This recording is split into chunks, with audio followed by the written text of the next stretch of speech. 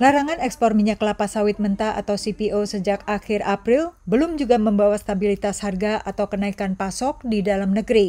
Sementara petani kelapa sawit juga semakin merugi. Why are they not available in the domestic market at the retail?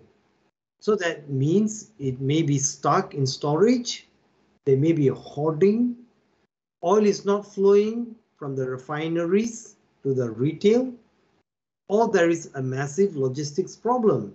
So there could be many different factors. My sense of feel is that Indonesia does not have a supply problem.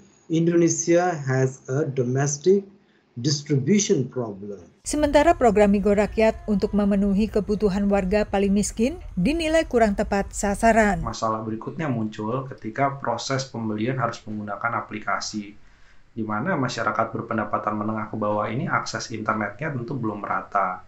Banyak yang masih belum teredukasi dengan baik. Yang terjadi apa? Waktu yang dibutuhkan untuk melakukan pembelian minyak goreng rakyat ini akan jauh lebih lama, karena dia harus membuat aplikasi, harus membuka atau mendownload aplikasi tertentu, kemudian memasukkan data KTP, NIK, verifikasi. Padahal yang dibutuhkan adalah kebutuhan pokok minyak goreng ini. Jadi harusnya prosesnya dipersingkat. Ya, cukup menunjukkan KTP misalnya. Pemerintah telah menangkap sejumlah penyelundup dan penimbun, tapi analis menilai tak ada langkah selanjutnya untuk menstabilkan harga secara efektif.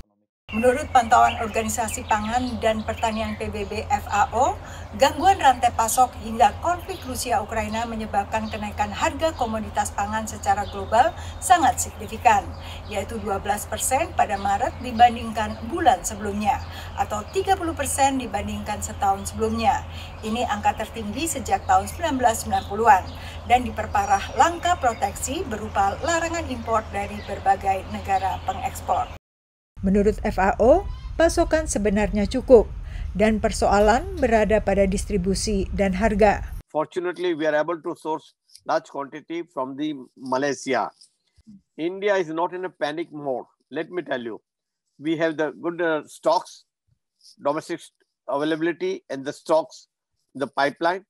So India is not in a panic mode. Yes, price has gone up, but there is no supply disruptions. Supply chain is very smooth.